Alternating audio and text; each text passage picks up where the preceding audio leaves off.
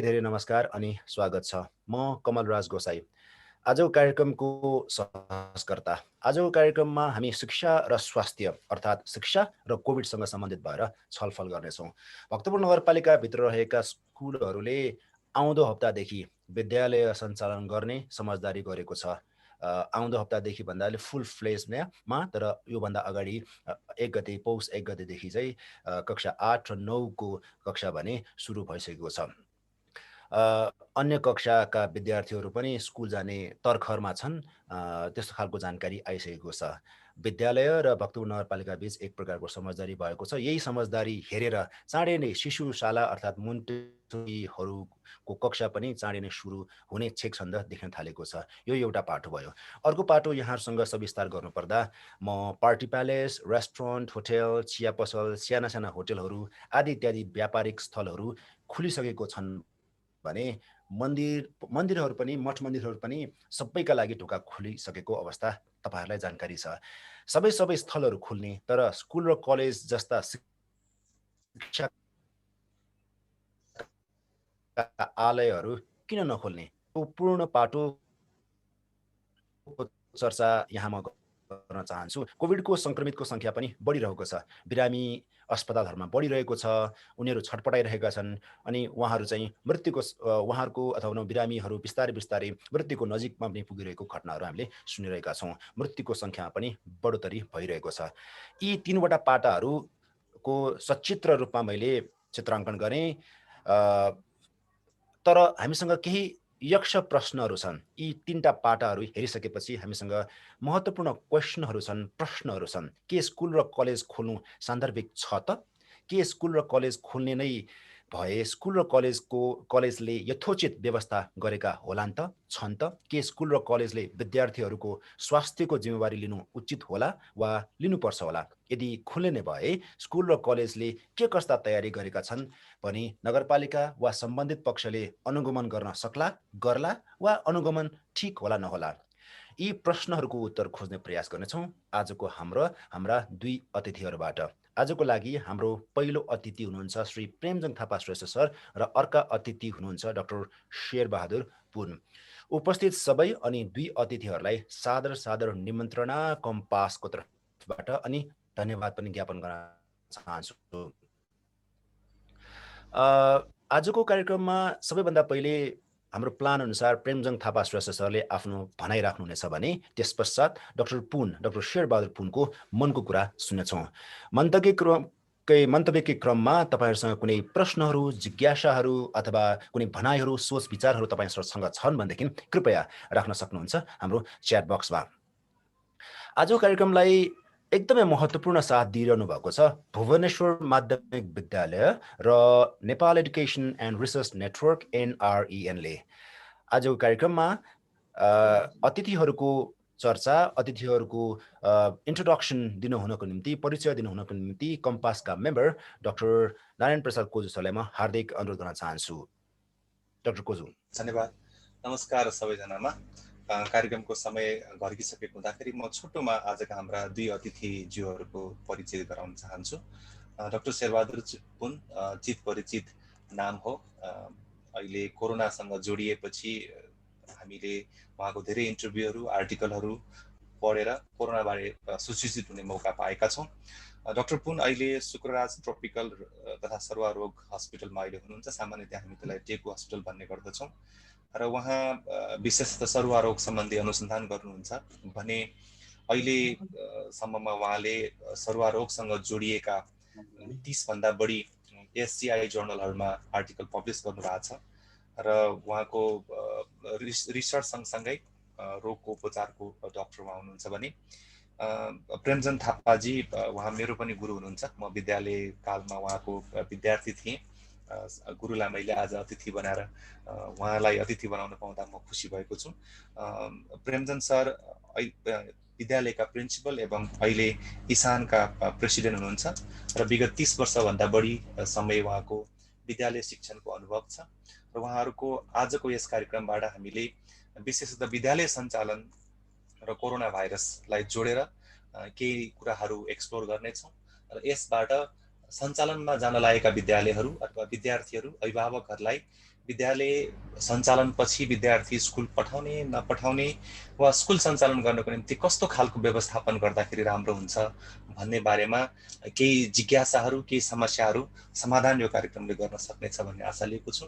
दुवै अतिथिहरू र मैले मेरा शिक्षकहरू मलाई अध्यापन गराउने सरहरू मैले देखिराखेको छु कार्यक्रममा। साथसाथै विद्यालयसँग जोडेका विभिन्न विद्यालयसँग जोडेका शिक्षक साथीहरूलाई म स्वागत गर्न चाहन्छु। धन्यवाद। अब धन्यवाद डाक्टर नारायण प्रसाद कोजु सर, उहाँ कम्पासका मेम्बर हुनुहुन्छ। अबको समयमा भने म रिक्वेस्ट गर्न चाहन्छु, अघि मैले हजुरहरूलाई जानकारी दिइसकेँ, हामीसँग दुईजना अतिथिहरू हुनुहुन्छ, प्रेमजङ सर र डाक्टर शेरबहादुर पुन। पहिलो वक्ताको रूपमा हामीले प्रेमजङ थापा श्रेष्ठ सरलाई सुन्नेछौँ भने त्यसपछि डाक्टर शेरबहादुर पुन सरको कुराहरू सुन्नेछौँ। बिचमा तपाईँहरूसँग कुनै जिज्ञासाहरू सुझावहरू केही छन् भनेदेखि कोरोनाको यो पेन्डेमिकको यो अवस्थामा स्कुल सञ्चालनमा तपाईँलाई लागिरहेको जिज्ञासा प्रश्नहरू केही छन् भनेदेखि चाहिँ हामीसँग इसानका अध्यक्ष अनि डाक्टर शेरबहादुर पुन हुनुहुन्छ, उहाँलाई टार्गेट गरेर तपाईँले चाहिँ क्वेसनहरू राख्न सक्नुहुन्छ च्याट बक्समा। म अब प्रेमजङ थापा श्रेष्ठ सरलाई आफ्नो प्रस्तुति राख्नु हुनको निम्ति म अनुरोध गर्न चाहन्छु। प्रेमजङ थापा श्रेष्ठ सर, प्लिज। धन्यवाद कमलराज सर। सर्वप्रथम त यो विद्यालय पुनः सञ्चालन अनि चुनौती र अवसरको बारेमा यहाँहरूले जुन यो वेबिनार आयोजना गर्नुभयो त्यसको लागि धेरै धेरै धन्यवाद भन्न चाहन्छु। यो एकदम जल्दो बल्दो समस्याको रूपमा देखिएको छ, अहिले सबैको चासोको विषय पनि हो। त्यसको अर्थ अथवा हामीले यस विषयमा एकदम महत्त्वपूर्ण रूपमा छलफल गर्नै पर्ने विषयवस्तु यहाँहरूले उत्थान गर्नुभयो, त्यसको लागि धेरै धेरै धन्यवाद। अनि कार्यक्रमका साथीहरू डाक्टर नारायण कोजु अनि डाक्टर पुनजु, यहाँहरूमा हार्दिक आभार छ मेरो। मैले यो छोटो प्रेजेन्टेसन गर्न खोजेको थिएँ, तर यहाँ प्राविधिक अलिकति त्रुटिले गर्दा त्यो म यहाँ देखाउन नसकिने अवस्थामा छु। र पनि म मेरा केही भनाइहरू यहाँहरू समक्ष यसरी अगाडि बढाउन चाहन्छु। सर्वप्रथम विषय प्रवेशको रूपमा अलिकति केही कुरा। सन् 2019 को उत्तरार्धमा संसारभर फैलिएको कोरोना भाइरस डिजिज कोभिड-19 महामारीले गर्दा बन्द प्राय संसारभरिका सबै विद्यालयहरूमा अध्ययनरत झन्डै 1.5 बिलियन विद्यार्थी नराम्ररी प्रभावित भए। यसैबीच केही देशहरूले क्रमिक रूपमा विद्यालयहरू पुनः सञ्चालन गरे भने केही देशहरूले नव वर्ष सन् 2021 को सुरुवातसँगै विद्यालय पुनः सञ्चालन गर्ने योजना बनाइरहेका छन्। त्यसो भए हामी के गर्छौँ त भन्ने प्रश्नको जवाफ कसले दिन्छ? कोरोना भाइरसको दर बीच पनि विद्यालयको ढोका खोलेर भौतिक उपस्थितिमै कक्षा सञ्चालन गर्ने वा वैकल्पिक शिक्षण कार्यालय जारी राख्ने। तर एउटा कुरा हाम्रो देशको सन्दर्भमा के निश्चित छ भने भर्चुअल माध्यमले हाम्रा विद्यार्थी भाइ बहिनीहरू अथवा बहुसङ्ख्यक विद्यार्थीहरूले राम्रो नतिजा, राम्रो पढाइ वा राम्रो शिक्षण गर्न सक्ने अवस्था छैन। त्यसको अर्थ ती बहुसङ्ख्यक विद्यार्थीहरू झन पछाडि पर्ने कुरा निश्चित छ। साथै सामाजिक रूपमा आइसोलेट हुनेछन्, लाभान्वित हुने छैनन्। छिमेकी देशहरू चीन, भारत, पाकिस्तान लगायत अन्य देशहरूले विभिन्न मार्गहरू अपनाएर शैक्षिक गतिविधिलाई निरन्तरता दिइरहेका छन्। तर हाम्रो जस्तो स्रोत साधन अनि विज्ञान र प्रविधिमा न्यून पहुँच भएका हाम्रा विद्यार्थीहरूले त्यो भर्चुअल माध्यमबाट सिकाइ कतिको प्राप्त गर्न सक्ला, यसमा धेरै शङ्काको विषय छ। र केही दिन हामीले यो विषयमा चर्चा गर्यौं, जसमा हामीले धेरै कुराहरू पत्ता लगायौं भनौँ वा हामीलाई जानकारीमा आयो कि हामीले यो विगतमा सञ्चालन गरेका भर्चुअल माध्यमका कक्षाहरू अनि यो अनलाइन माध्यमका जुन शैक्षिक कार्यक्रमहरू छ नेपालको सन्दर्भमा त्यति प्रभावकारी भएको स्थिति देखिएन। किन भन्दाखेरि हाम्रो देशमा एकदम थोरै मात्र विद्यार्थीहरूको पहुँचमा छन् ती अहिलेका आधुनिक विज्ञानका साधनहरू, जसले गर्दाखेरि हुने खाने अथवा विभिन्न अहिलेका भौतिक सुविधा सम्पन्न प्राप्त विद्यार्थीहरू अझ अगाडि बढ्छन् र बहुसङ्ख्यक हाम्रा गरिबका छोराछोरीहरूले त्यो सुविधाबाट वञ्चित हुने पर्ने स्थिति हामीले देखिरहेका छौँ। त्यसकारण विज्ञान र प्रविधिमा न्यून पहुँच भएका र अति कम विकसित देशहरूले सक्दो सुरक्षाका उपायहरू अपनाएर विद्यार्थीलाई उपस्थित गराएरै कक्षा सञ्चालन गर्नु र शिक्षा बाँड्नुको विकल्प हामी देखिरहेका छैनौँ। तब कोभिड महामारी बीच विद्यालयहरू पुनः सञ्चालनका चुनौतीहरू पनि हामीसँग छन्। जस्तै विद्यालय प्रशासन र व्यवस्थापन समिति तयार छन् वा छैन, र कक्षा लिने शिक्षकहरू र उपस्थित हुने विद्यार्थी अनि आफ्ना नानी बाबु पठाउने अभिभावकहरू तयार छ कि छैन। त्यस्तै शिक्षक विद्यार्थीमा संक्रमण भयो भने के गर्ने चुनौतीको रूपमा हामीले देखेका छौँ। त्यस्तै विद्यार्थी मार्फत पुरै समुदायमा कोभिड-19 फैलिन सक्छ। त्यस्तै विद्यालय सञ्चालन धेरै खर्चिलो हुन्छ यस्तो बेला, किन भन्दाखेरि विद्यालय सञ्चालन गर्नुपर्ने स्थितिमा हामीले विभिन्न सुरक्षाका साधनहरू प्रयोग गर्नुपर्ने हुन्छ। मास्क, सेनिटाइजर, फेस सिल्ड अनि पर्सनल प्रोटेक्टिभ इक्विपमेन्ट PPE, त्यस्तै क्लिनिङ सप्लाइजहरू भयो, प्लास्टिक बेरियरहरू हामीले राख्नुपर्ने आवश्यकता हुन सक्छ। त्यस्तै स्थानीय, प्रादेशिक र केन्द्रीय सरकारको समन्वयको अभाव हुन सक्छ। यो हाम्रो कोभिड महामारी बीचको मा हामीले विद्यालय सञ्चालन गर्दाखेरि यस्तो खालका चुनौतीहरू पनि आउन सक्छन् आदि इत्यादिहरू। तर पनि हामीले विद्यालयलाई सञ्चालन गर्नुपर्ने एउटा तत्काल बाध्यता हामी सामु छ।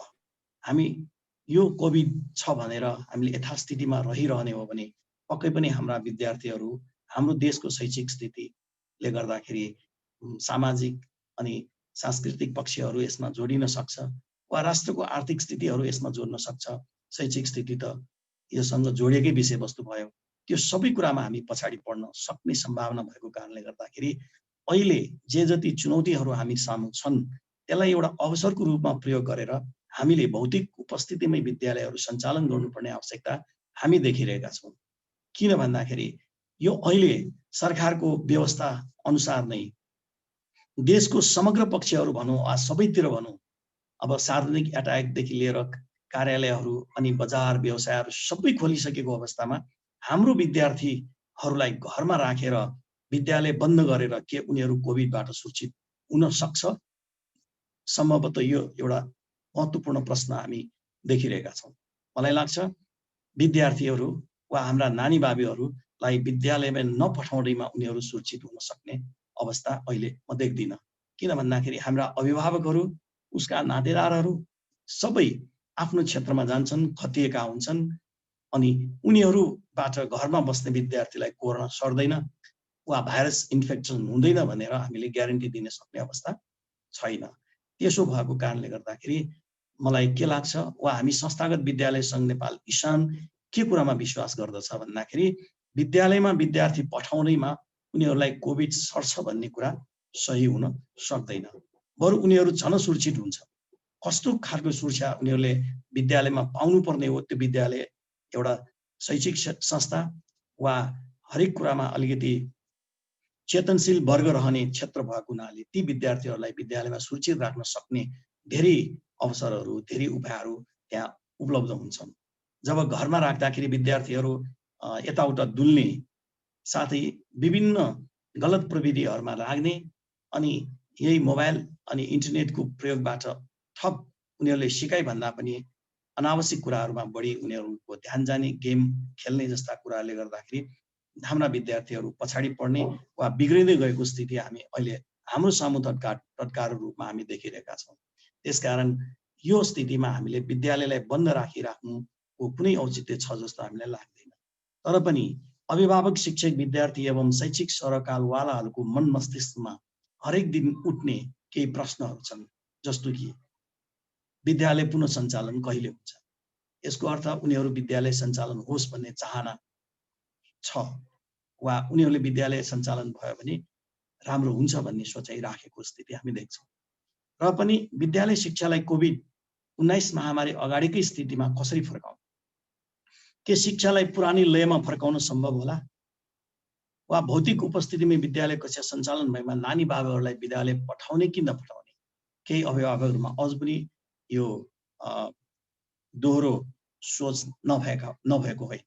त्यसै शिक्षक आफै पनि विद्यालयमा उपस्थित भएर कक्षामा सहभागी हुने हो कि होइन? किन भन्दाखेरि विद्यालयमा उपस्थित हुने धेरै जसो विद्यार्थीहरूको उमेर अलिकति बढीमा 10 कक्षासम्मलाई हेर्यो भने बढीमा 16 वर्षसम्मको हुने गर्छ। र विश्व स्वास्थ्य सङ्गठनले पनि यी उमेरभित्रका विद्यार्थी वा बालबालिकाहरूमा कोभिडको सर्ने सम्भावना कम वा सरिहालेमा पनि उनीहरूमा इम्युनिटी पावर बढी हुने भएको कारणले गर्दाखेरि असर त्यसको गलत असर वा खराब इम्प्याक्ट थोरै मात्र पर्छ भन्ने कुरा हामीले सुनिरहेका छौँ। तर त्यसको प्रभाव अथवा ती विद्यार्थीहरू कोभिड-19 को क्यारियरको रूपमा त्यसले शिक्षकहरूमा सर्न सक्ने वा सार्न सक्ने सम्भावना बढी भएको हुनाले शिक्षक आफै पनि विद्यालयमा उपस्थित भएर कक्षामा सहभागी हुने वा होइन भन्ने एउटा पनि प्रश्न उठेको छ। त्यस्तै भौतिक उपस्थितिमा विद्यालय कक्षा सञ्चालनका क्रममा कथन कदाचित शिक्षक विद्यार्थी वा कर्मचारी जो कोहीलाई संक्रमित भएमा के गर्ने? यसमा स्थानीय निकाय जुन आइसोलेसन केन्द्रहरू सञ्चालन गरिरहेका छन्, जस्तो कि भक्तपुर नगरपालिका, मध्यपुर थिमी नगरपालिकाले, ती नगरपालिकाहरूले त्यस्तो अवस्थामा कस्तो भूमिका खेल्ला अथवा सहयोग गर्ने हुन् कि होइनन् भन्ने कुरा हामीले प्रश्नको रूपमा सोचिरहेका छौँ। र ती निकायसँग यदि समन्वय गरेर हामीले अगाडि बढ्न सक्यो भने पक्कै पनि हामीले विद्यार्थीलाई भौतिक रूपमै विद्यालयमा उपस्थित गराएर हामीले कक्षाहरू सञ्चालन गर्न सक्नु पर्छ र सकिन्छ भन्ने हामीलाई लाग्छ। त्यस्तै विश्वका सबैजसो शिक्षक प्रशिक्षक अध्यापकहरू उपचारविहीन यो कोरोना भाइरसको महामारीका बीचमा कसरी विद्यालय विश्वविद्यालयहरू सञ्चालनको निर्णय आउलान् भनी व्यग्र प्रतीक्षामा रहेका पनि छन्। यो कुरा पनि हामीले देखिरहेका छौँ। र यस्तो महत्त्वपूर्ण घडीमा हामीले यदि कथन कदाचित विद्यालयलाई सञ्चालन गर्यौँ, विद्यालयलाई हामीले कोभिड सङ्क्रमणको बीचमा हामीले चलाएर विद्यार्थीहरूलाई प्रत्यक्ष हामीले शिक्षा दियौँ भने त्यसमा के कस्ता जिम्मेवारीहरू हामीले लिनुपर्छ वा त्यसको जिम्मेवार पक्षहरू को हुन सक्छन् भन्नेतिर पनि हामीले सोच्नु पर्ने स्थिति छ। र यसमा मलाई लाग्छ जिम्मेवार पक्षको रूपमा हामीले विद्यालय प्रशासन, व्यवस्थापन समिति, अभिभावक, शिक्षक, स्थानीय सरकार अनि प्रादेशिक सरकार, केन्द्रीय सरकार, यी सबैले यसलाई जिम्मेवार पक्षको रूपमा आफ्नो ठाउँबाट भूमिका निभाउनु पर्छ। र भूमिका निभाएर अगाडि बढ्ने हो भने हामीले कोभिड अगाडिकै स्थितिमा विद्यालय शिक्षाको अवस्थालाई पुर्याउन सक्छौँ। साथै यो कोभिड-19 को प्रकोपसँगै विद्यालय शिक्षालाई कसरी पुरानै लयमा फर्काउने भन्ने विषयमा पनि हामीले थप केही कुराहरू यहाँ चर्चा गर्नु उपयुक्त मैले ठानेको छु। र त्यो भनेको कोभिड-19 को बारेमा हामीले व्यापक रूपमा अझ थप चेतना अभिवृद्धि गर्न सक्छौँ। त्यस्तै विद्यालय सञ्चालन नै गर्दाखेरि विद्यालय हाटाभित्र, विद्यालय बाहिर अनि कोभिड-19सँग सम्बन्धित चेतनामूलक तथा सावधानीका सन्देशहरू हामीले ठाउँ ठाउँमा राखिदिने अनि सुरक्षाका विभिन्न उपायहरू अपनाउने, पूर्णतया हामीले मास्क अनिवार्य गर्ने अनि सेनिटाइजर वा साबुन पानीले पटक पटक हात धुने व्यवस्था मिलाउने, हात नमिलाउने, जथाभावी नथुक्ने, शारीरिक दूरी कायम गर्ने जस्ता कुराहरू हाम्रा विद्यार्थी भाइ बहिनीहरूलाई सम्झाउन सक्यो, सिकाउन सक्यो वा उनीहरूलाई त्यो थाहा भएका कुरालाई अझ हामीले महत्त्वपूर्ण रूपमा जोड दिएर उनीहरूलाई गराउन सक्यो भने विद्यार्थी भाइ बहिनीहरूलाई कक्षा कोठामा राखेर पनि हामीले प्रत्यक्ष शिक्षा दिन सक्ने अवसर हामी प्राप्त गर्न सक्छौँ अथवा हामीले त्यो शिक्षा दिन सक्छौँ। त्यस्तै कोभिड-19 प्रकोपसँगै विद्यालय शिक्षालाई हामीले अगाडि नबढाउने हो भने हाम्रो विद्यार्थी भाइ बहिनीहरू पछाडि पर्छन् र उनीहरू थप सामाजिक रूपमा पनि अझ आइसोलेट भएर जाने सम्भावना हामी देखिरहेका छौँ। त्यसकारण जुन महत्त्वपूर्ण पक्षको रूपमा हामीले विद्यालय सञ्चालन गर्नुपर्ने बाटो छ त्यसलाई राम्रोसँग विचार गरेर सम्बन्धित सबै पक्षहरूको सहमतिमा सबै पक्षहरूले साथ दिएर यसलाई अगाडि बढायो भने मलाई लाग्छ विद्यालयहरूले आफ्ना कक्षा कोठा सरसफाइ गर्ने, त्यसलाई निर्मलीकरण गर्ने गरेर मात्र कक्षा सञ्चालन गर्नेछन् र साबुन पानी र सेनिटाइजरको राम्रो व्यवस्था विद्यालय आफैले गर्नेछन्। साथै कार्यरत शिक्षक, कर्मचारी र विद्यार्थीहरूको नियमित स्वास्थ्य जाँचको व्यवस्था, तापक्रम नाप्ने, रुगाखोकी छैन परीक्षण गर्ने जस्ता कुराहरूलाई उनीहरूले नियमन गर्नेछ अनि सिफ्ट वा कक्षा समय तालिका मिलाएर कक्षा सञ्चालन गर्नेछन् र शिक्षक, विद्यार्थी वा कर्मचारीहरूको स्वास्थ्य बिमा गर्नतर्फ पनि उनीहरू लाग्नेछन्। त्यसकारण सम्बन्धित निकायहरूबाट यदि नियमित रूपमा अनुगमन गर्ने र आकस्मिक आवश्यकताका पक्षहरूलाई ध्यान दिएर अगाडि बढ्न सक्यौँ भने हामीले विद्यालयलाई अझ राम्रोसँग प्रत्यक्ष रूपमा सञ्चालन गर्न सकिन्छ भन्ने जस्तो हामीलाई लाग्छ। त्यस्तै आशयको कुराहरू राखेर हामीले विगतमा नेपाल सरकारसँग अनुरोध पनि गरेका थियौँ, अथवा त्यसबेला हामीले कोभिड-19लाई ध्यानमा राखेर नेपाल सरकारले जुन सावधानीका उपायहरू अपनाई विभिन्न पेसा सञ्चालन गर्ने अनुमति दिइसकेको अवस्थामा हामीले देशको भावी जनशक्ति उत्पादन गर्ने शैक्षिक क्षेत्रलाई पनि धेरै समय बन्द गरिराख्नु समस्याको समाधान हुन सक्दैन भनेर हामीले त्यो बेला नेपाल सरकारलाई एउटा वक्तव्य मार्फत हामीले अपिल गरेका थियौँ। साथै अभिभावकहरू काममा जाँदा घरमा बालबालिकाहरूको हेरविचारमा समस्या आउने, त्यस्तै असुरक्षा र कुलतमा फस्ने जस्ता विषय परिस्थितिहरूलाई हामीले उत्थान गरेका थियौँ। त्यस अर्थमा हामीले सम्पूर्ण पक्षहरूको सहमतिमा, सबै पक्षहरूको सहयोगमा र स्थानीय निकायको अनुमतिमा यदि हामीले विद्यालयलाई राम्रोसँग व्यवस्थित रूपमा सुरक्षाका सम्पूर्ण उपायहरूलाई अपनाएर हामीले अगाडि बढाउन सक्यौँ, सञ्चालन गर्न सक्यौँ भने पक्कै पनि हामीले हाम्रो विद्यार्थी भाइ बहिनीहरूको शैक्षिक भविष्यलाई सुनिश्चित गर्न सक्छौँ, हाम्रो देशको भविष्यलाई हामीले सुनिश्चित गर्न सक्छौँ। र एउटा कुरा हामीलाई के पनि थाहा छ भन्दाखेरि हामीले सुनेका छौँ पनि कतिपय अवस्थामा विगतमा विभिन्न देशहरूको बिचमा भएका युद्धहरूमा पनि विद्यालय शिक्षालाई जारी राखेको कुरा हामी सुनिरहेका छौँ। युद्धको बेला बङ्करभित्र पनि विद्यार्थीहरूलाई अध्ययन र अध्यापनको व्यवस्था मिलाएको कुरा हामीले इतिहासमा देखेका छौँ, पढेका छौँ। त्यस अर्थमा हामीले यो कोभिड-19को महामारीको बिचमा पनि हाम्रा विद्यार्थीहरूलाई शिक्षित बनाइराख्नको लागि, हाम्रो शैक्षिक भविष्यलाई सुनिश्चित गर्नको लागि हामीले विद्यालय शिक्षालाई प्रत्यक्ष रूपमा सञ्चालन गर्नुको अर्को विकल्प हामीसँग नभएको स्थिति हामी देखिरहेका छौँ। मैले अघि पनि चर्चा गरेँ, शिक्षा दिने वैकल्पिक थुप्रै माध्यमहरू छन्। हामीलाई थाहा छ शिक्षा प्राप्त गर्ने विभिन्न माध्यमहरू अथवा विभिन्न पक्षहरू छन्। हामीले औपचारिक शिक्षा, अनौपचारिक शिक्षा र अनियमित शिक्षा, यी तिनै पक्षबाट हामीले हाम्रा विद्यार्थी र भाइ बहिनीहरूलाई हामी शिक्षा दिन सक्छौँ। तर अहिले हामीले औपचारिक र अनौपचारिक अथवा यसलाई वैकल्पिक माध्यमको रूपमा मात्र शिक्षण गर्ने कार्यलाई जारी राख्दाखेरि त्यो हाम्रो उद्देश्य अनुसारको अगाडि बढ्न सकिरहेको स्थिति हामी देखिरहेका छैनौँ। किन भन्दाखेरि त्यो अनुसारको प्रविधि हाम्रा विद्यार्थी भाइ बहिनीहरूसँग अर्थात् बहुसङ्ख्यक विद्यार्थी भाइ बहिनी र अभिभावकसँग त्यो पहुँच छैन। त्यसले गर्दाखेरि हामीले यो औपचारिक शिक्षालाई नै जोड दिनुपर्ने स्थिति हामी देखिरहेका छौँ र औपचारिक शिक्षा भनेको विद्यालयको कक्षा कोठामा मात्रै सम्भव छ र हाम्रा विद्यार्थी भाइ बहिनीहरूलाई इन पर्सन क्लासमा राखेर त्यो शिक्षा दिन सक्ने स्थिति हामीले अहिले कोभिडको बिचमा पनि गर्नुपर्ने अवस्था हामी देख्छौँ। त्यसको लागि हामी सबैले सबैतिरबाट सबैको सहमतिमा, सबैको सहयोगमा त्यसलाई अगाडि बढाउन सक्यौँ भने आशा छ यो आउँदा दिनमा चाँडै नै हामीले यो विद्यालय खोल्ने स्थिति हामी देख्न सक्छौँ। र यसको लागि विभिन्न सामाजिक सङ्घ संस्थाहरूदेखि लिएर हाम्रा अभिभावकहरू अनि शिक्षक अनि विद्यालय व्यवस्थापन समिति, स्थानीय सरकार र पुरै केन्द्रीय सरकारले समेत आफ्नो ठाउँबाट भूमिका निभाओस् भन्ने हाम्रो चाहना हुन्छ र हामी सबैले त्यसको लागि आशा गरौँ। आउँदा दिनहरूमा छिटोभन्दा छिटो हामीले विद्यालयलाई प्रत्यक्ष कक्षामा सञ्चालन गर्ने अवसरहरू आउनेछ भन्दै मैले आफ्नो केही कुराहरू यहाँ राखेर म बिदा हुन चाहन्छु। धन्यवाद।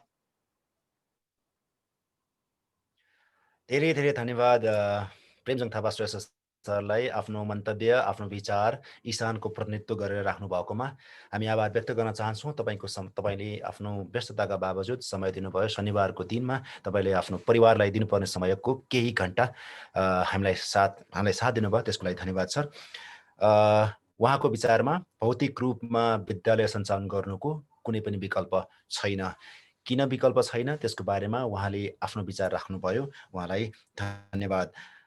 म थापा सरसँग म फेरि पनि पछि आउनेछु। हाम्रो एउटा महत्त्वपूर्ण प्रश्न चाहिँ के छ त भन्दाखेरि तपाईँले भन्नुभएको छ कक्षा कोठालाई निर्मलीकरण गरिनुपर्छ, स्वास्थ्य जाँच हुनुपर्छ, हात धुन लाउनुपर्छ, सेनिटाइजरको प्रयोग अनिवार्य हुनुपर्छ, मास्कको प्रयोग आवश्यक छ इन टोटालिटी भन्नुपर्दाखेरि स्कुललाई व्यवस्थित गर्नुपर्छ, स्वास्थ्यको ग्यारेन्टी गरिनुपर्छ भन्ने तपाईँले आफ्नो विचार राख्नुभयो। तर हाम्रो प्रश्न चाहिँ के हो त भन्दाखेरि स्कुललाई त्यसो भए हाम्रो विभिन्न स्कुल इसान अन्तर्गत विभिन्न स्कुलहरू छन्। तपाईँले भन्नुभएका जुन चाहिँ प्रिकसनरी मेजरहरू छन्, ती मेजरहरू चाहिँ हुबहु रूपमा उतारिनेछ, कार्यान्वयन हुनेछ, इम्प्लिमेन्ट हुनेछ र इम्प्लिमेन्ट गर्नको निम्ति के कस्ता एक्सनहरू, के कस्ता गतिविधिहरू इसानले प्लान गर्दैछ, त्यसको बारेमा हामी तपाईँसँग पछि कुराकानी राख्नेछौँ, सोध्नेछौँ। अहिलेको लागि भने म हाम्रो डाक्टर साहब डाक्टर शेरबहादुर पुन सरलाई आफ्नो विचार राख्नु हुनको निम्ति अनुरोध गर्न चाहन्छु। परिप्रेक्ष्य कन्टेक्स्ट हामीले थाहा पाइसकेका छौँ। आज हामी स्कुलको जुन रिओपनिङ गर्ने सोचिरहेको छ, भक्तपुर नगरपालिकाले एकदमै युनिक काम गर्छ, फरक तरिकाले काम गरिरहेको छ र सफल पनि भइरहेको छ। सम्भवतः भक्तपुर नगरपालिका यो काठमाडौँ उपत्यकामा पहिलो नगरपालिका हुनुपर्छ जुन नगरपालिकाले शिक्षालाई अथवा भनौँ विद्यालयलाई अब भौतिक रूपमै विद्यार्थीहरूको भौतिक रूप उपस्थितिमै चाहिँ स्कुल सञ्चालन गर्ने भन्ने सोचिरहेको यो अवस्थामा इसानको इन्स्टिट्युसनल स्कुल एसोसिएसन नेपालका अध्यक्ष प्रेमजङ थापा श्रेष्ठ सरको भनाइ हामीले सुनिसकेका छौँ। यो परिप्रेक्ष्यलाई, यो कन्टेक्स्टलाई मध्यनजर गरेर डाक्टर शेरबहादुर पुन सरले चाहिँ आफ्नो भनाइ राख्नुहुनेछ। कसरी स्कुललाई व्यवस्थित गर्न सकिन्छ त, स्कुलमा के कस्ता गतिविधिहरू भए भनेदेखि हाम्रा विद्यार्थीहरू, शिक्षक शिक्षिकाहरू, अभिभावकहरू र सम्पूर्ण समाज नै कसरी कोभिडबाट मुक्त हुन सकिन्छ अथवा टाढा हुन सकिन्छ, त्यसको बारेमा त्यो परिधिभित्र रहेर डाक्टर शेरबहादुर पुन सरले आफ्नो विचार राख्नुहुनेछ। उहाँलाई अबको मञ्च डाक्टर पुनलाई। सबैलाई धन्यवाद, कमलजीलाई पनि धन्यवाद। मेरो स्वर त गइरहेछ होइन, सुनिरहेछ? हजुर। अनि प्रेमजङ सर थापा सरलाई पनि धन्यवाद कि अहिले के कस्तो परिस्थितिहरूमा के कसरी चाहिँ हामीले चाहिँ विद्यालयहरू सञ्चालन गर्ने भन्ने बारेमा चाहिँ एउटा राम्रो, मलाई चाहिँ एकदमै मन पर्यो। धेरै छोटो मिठो एकदम समग्रमा चाहिँ राख्नुभयो। पक्कै पनि अब यो कोरोना जिरो होला र अनि मात्र चलाउला भन्ने चाहिँ त्यो अवस्था चाहिँ अहिले तत्काल सिर्जना होला जस्तो त हामी पनि देख्दैनौँ। हामीहरूको चाहिँ एउटा कस्तो कन्सर्न हुनु त अलिकति आइसक्यो। सरले भनिसक्नुभयो, प्रेम सरले, कि अब हामीले चाहिँ जनस्वास्थ्यको जुन जे जस्ता मापदण्डहरू छ त्यो सबैलाई पालना गरेर गर्ने भन्ने कुराहरू आइसकेको अवस्था छ। त्यो एउटा एकदमै सबभन्दा पहिलो क्राइटेरियामै पर्ने हो। यो कस्तो रहेछ भन्दाखेरि अब मैले पनि अलिकति सर्टसर्ती यो बिचमा, किन भन्दाखेरि केही दिन अगाडि हाम्रो नारायणजीसँग मेरो कुराकानी भएको थियो होला सायद, उहाँसँग चाहिँ यो कुराकानी हुँदाखेरि स्कुलको कुरा जब आयो त्यो एकदम धेरै इम्पोर्टेन्ट थियो र मैले पनि सरसर्ती यो कसरी के रहेछ, अब विदेशहरूमा पनि पक्कै पनि खोल्ने बन्द गर्ने क्रमहरू त्यहाँ पनि चलिरहेको छ अहिले पनि। कतिपय ठाउँहरूमा न्युयोर्कदेखि लिएर क्यानाडा, अरू विभिन्न देशहरू, भारतमा भयो, यो खालको क्रमशः खोल्ने कुराहरूमा सबभन्दा पहिला उनीहरूको भनाइ नै के छ भन्दाखेरि जे कुरा पनि पहिला खोल्नुपर्छ भने स्कुल खोल्नुपर्छ र बन्द गर्नुपर्छ भने सबैभन्दा लास्टमा, अति आवश्यक छ भने, होइन भने स्कुल जस्तो चिजलाई चाहिँ हामीले पहिलो प्राथमिकतामा राख्नुपर्छ भन्दो रहेछ विदेशमा पनि।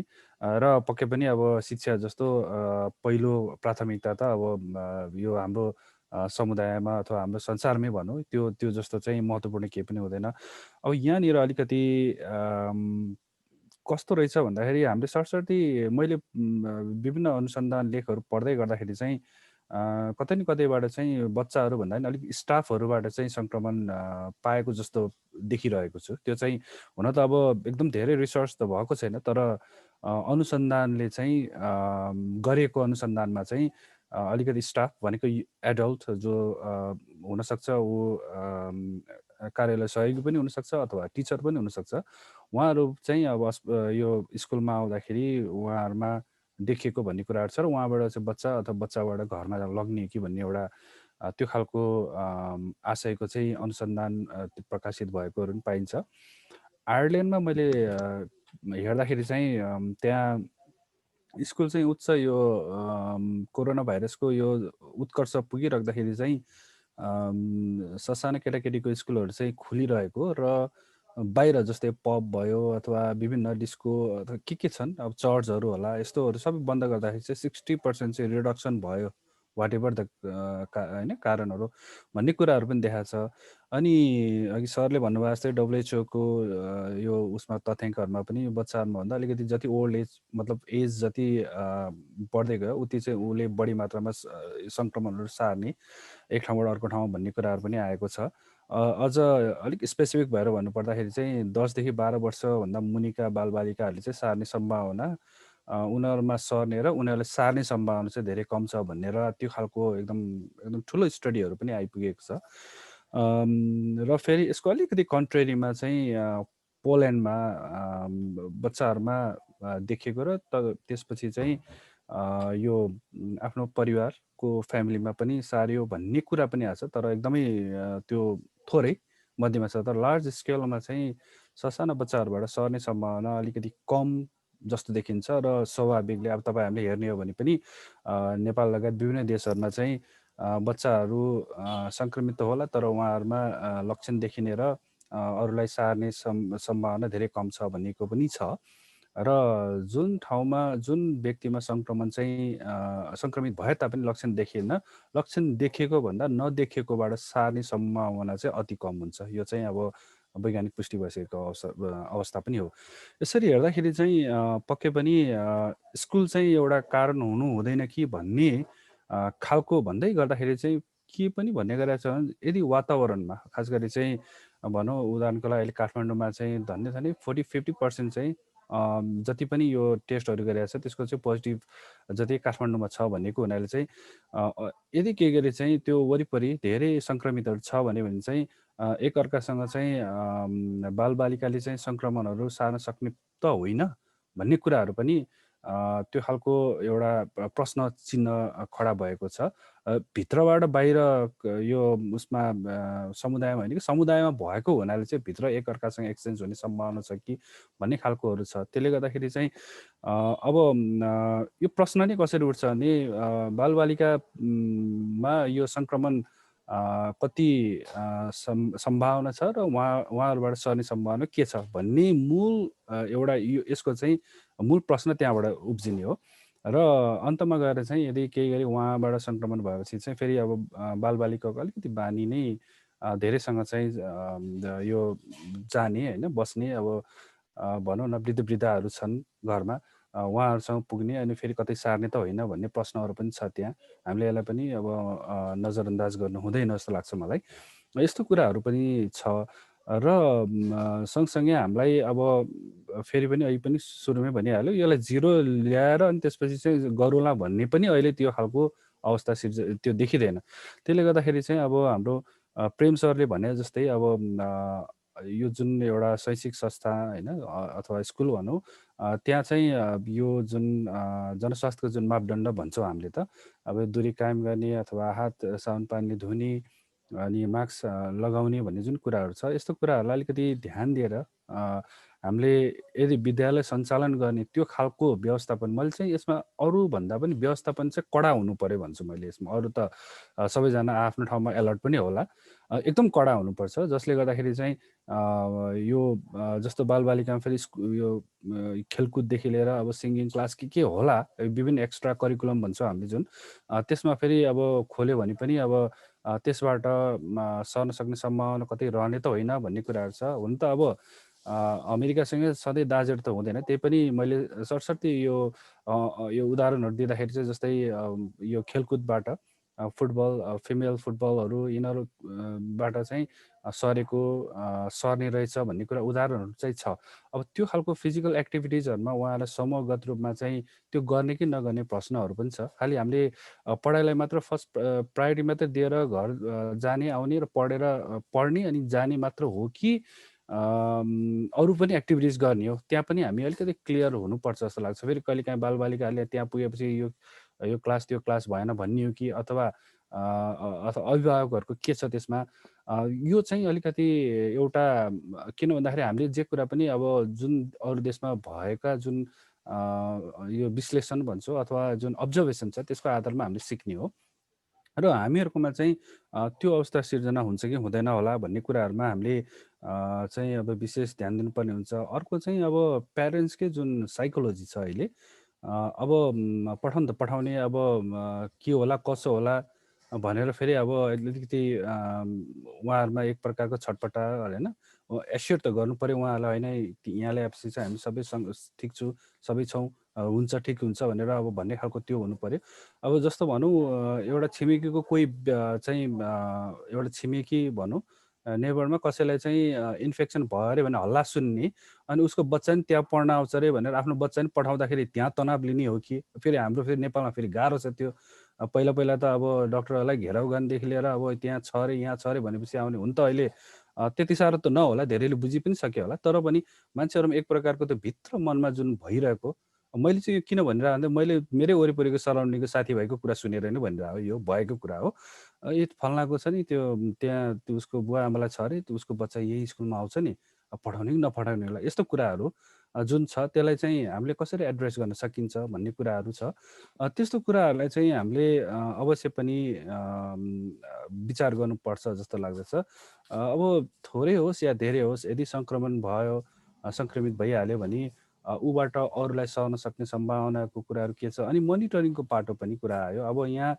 न्युयोर्कमा अब कतिपय यो जुन स्कुलहरूमा गर्दाखेरि चाहिँ 10 to 20% विशेष गरेर एडल्टहरूमा चाहिँ पोजिटिभ देखियो अरे भन्ने कुराहरू पनि आएको छ हरेक महिना गर्दाखेरि अब त्यसलाई अब हामीहरूको यो जुन जुन क्लास सञ्चालन गर्दाखेरि चाहिँ कसले कसरी मोनिटरिङ गर्ने हो भन्ने कुराहरू आउँछ यदि कदम कदाचित त्यो एकजना बालक एकजना बच्चालाई मात्र सङ्क्रमित हुने बित्तिकै बन्द गर्ने कि अथवा एउटा अप्टिमल लेभल यति प्रतिशत यति सङ्ख्या भएपछि मात्र बन्द गर्ने हो कि होइन अथवा होइन बन्द नगर्ने भन्दाखेरि त्यसको प्रभाव बच्चाहरूलाई त खासै त्यस्तो नहोला अभिभावकसम्म चाहिँ कस्तो प्रभाव पर्छ मानसिक रूपमा भन्ने कुराहरू पनि हामीले पहिले नै त्यो बारेमा अब अभिभावकहरूलाई राखेर अब छलफल गराएर हुन्छ कि कसरी हुन्छ मेन कुरा भनेको चाहिँ मलाई लागेको चाहिँ जुन अभिभावकहरू हुनुहुन्छ उहाँहरू बढी अलिकति तनावमा हुन्छ कि कतै यदि कोही व्यक्ति त्यहाँ छ अरे भने किन भन्दाखेरि हामीहरूकोमा त यस्तो छ कि अब एउटालाई देख्यो भने ओहो भने हामीलाई त अब अलिकति बानी परिसकेको छ धेरै मान्छेहरू अब देख्दा पनि होला अब यो हामीले यसरी नियन्त्रण गर्न सक्छौँ हामी यस्तो गरौँ त्यसरी सर्दैन भनेर हामी त कतिचोटि भन्छौँ पनि अब गाली पनि खान्छौँ कि यो यस्तो भन्छ भनेर होइन तर अब हामीले बुझाउँदा यो उहाँहरूमा एक प्रकारको एस्योरेन्स होइन हामीले कसरी दिन सक्छ भन्ने कुरा एउटा कतै न कतैबाट एक प्रकारको चुनौती चाहिँ हुन्छ कि भन्ने लाग्छ पक्कै पनि कसैले पनि घरमा बालबालिका बसोस् र अब खालि यो दूर शिक्षा अथवा यो अहिले यो नेपालको लागि जुन एक प्रकारको यो इन्टरनेटबाट जुन गर्ने गरेको छ मैले देखिरहेको छु प्रत्यक्ष कतिपय बालबालिकाहरूमा पनि त्यो एकदम गाह्रो अवस्था छ कि कतिपयले बुझिरहेको नि राम्रोसँग बुझिरहेको अवस्था पनि छैन फेस टु फेस पढाउनु र अलिकति यो यसरी बसेर यो मिडिया नै भनौँ न एक प्रकार त्यो मार्फत चाहिँ गर्दाखेरिमा अलिक फरक छ जस्तो देख्छु मैले उनीहरूको पर्फर्मेन्सदेखि लिएर उनीहरूको इन्ट्रेस्टको कुरा पनि छ होइन उसले बरु त्यो पढाइभन्दा बरु अरूमा बरु इन्ट्रेस्ट दिइरहेको पो हो कि त्यहाँ भएपछि त डाइरेक्ट अब खालि क्लासको कुराहरू मात्र आउँछ यस्तो कुराहरू त्यो कुनै पनि अब अवस्थामा अब हामीले आज नभए भोलि नभए पर्सि त हामी आखिरी जान्छौँ नि तर त्यो जानुभन्दा अगाडि चाहिँ एक प्रकारको हाम्रो व्यवस्थापन त्यहाँ हुन सक्ने सम्भावना र सङ्क्रमित भइहालेमा के कस्तो उपायहरू अप्नाउने कतिजनालाई भयो भने हामीले स्कुललाई केही दिनको लागि जो चेन ब्रेक गर्नको लागि गर्ने र हाम्रो अभिभावकहरूमा एक प्रकारको मनोबल बढाउनलाई होइन इन्करेज गर्नलाई जानुपर्छ त्यहाँ हामी यो सबै कुराहरू हामी हेर्छौँ यस्तो अवस्था चाहिँ सिर्जना हुँदैन भन्ने खालको चाहिँ अलिकति उहाँहरूलाई कन्भिन्स गराउने चाहिँ भयो भने चाहिँ मलाई जहाँसम्म लाग्छ यो अगाडि बढ्छ मैले त अब भन्दै गरेको चाहिँ कोरोना भाइरस पक्कै पनि सधैँभरि एक प्रकारको उत्कर्षमा रहँदैन पनि यसले कुनै न कुनै गएर भुइँ त छुन्छ नि यो अहिले आकाशमा उडिरह्यो भने यो भुइँ त छुन्छ सङ्ख्या कम हुन्छ नि तर यो भन्दै गर्दाखेरि कहिले भन्ने कुरा नभएको हुनाले चाहिँ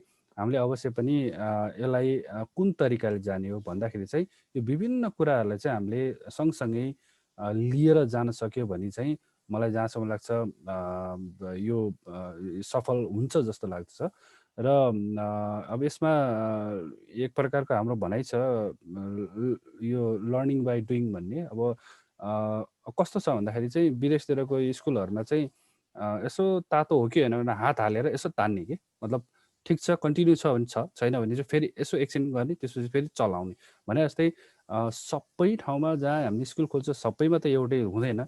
कुनै कुनै स्कुलमा चाहिँ त्यो समस्या देखिएला कि भन्ने मेरो अनुमान छ। यदि त्यस्तो भइहाल्यो भने त्यस्तो स्कुलहरूमा चाहिँ हामीले कुन प्रकारको चाहिँ यो व्यवस्थापन गर्ने भन्ने बारेमा अलिकति पहिले नै अलर्ट हुने र आवश्यक पऱ्यो भने विभिन्न निकाय कहाँ हुन्छ हामीले खबर गरेर यसलाई कसरी चाहिँ सल्भ गर्ने भन्ने कुराहरूमा चाहिँ अलिकति अगाडि चाहिँ होमवर्क चाहिँ चाहिन्छ कि जस्तो मलाई लाग्दछ।